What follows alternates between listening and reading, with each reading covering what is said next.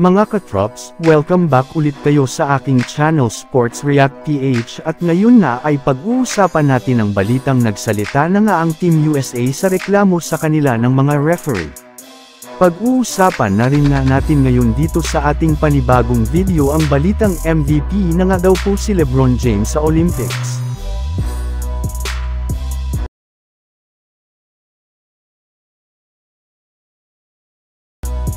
Bago pa man mga katrops, kalabanan ng Team USA ang France sa gold medal match ay inulan muna nga po sila ng sari-saring reklamo mula sa mga players at coaches ng tinalo nila sa Serbia. Ayon nga kay Bogdan Bogdanovic, alam nga po niya na hindi na kailangan pa ng Team USA ng tulong ng mga official sa sobrang lalim na ng kanilang lineup, ngunit nagtataka pa rin nga siya sa mga nakakabiglang mga tawag sa fourth quarter na pumabor ng husto sa Team USA.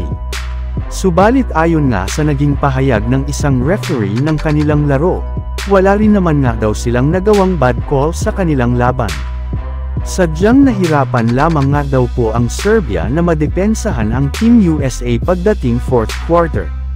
Sinabi rin naman nga ng ilang mga analyst na hindi nga daw po dapat po isisi ng Serbia sa mga official ang kanilang pagkatalo, gayong nito kasalanan na pinabayaan nila ang kanilang napakalaking kalamangan sa kanilang laro.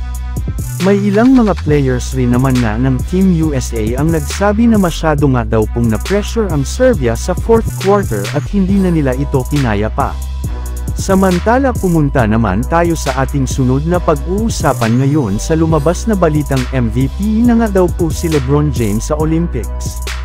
Kahit man nga mga katrops, kakailanganin pa rin naman nga Team USA na manalo sa gold medal match laban sa France mamayang madaling araw ay halos lahat na nga ng bagay ay pumapabor na sa kanilang team, gayong maliban na sa Yamado na agad sila dito ay magseseryoso na ng ang kanilang buong kupunan sa paglagay na nila kay Kevin Durant sa kanilang starting lineup. Kaya mukhang makikita na nga natin mamaya kung gaano talaga kalakas ang kasalukuyang lineup ngayon ng Team USA. Maliban rin nga dyan mga katrops, ay may lumabas rin naman ng balita na nangunguna nga daw po si LeBron James botohan ng mga magiging MVP ngayon sa Olympics.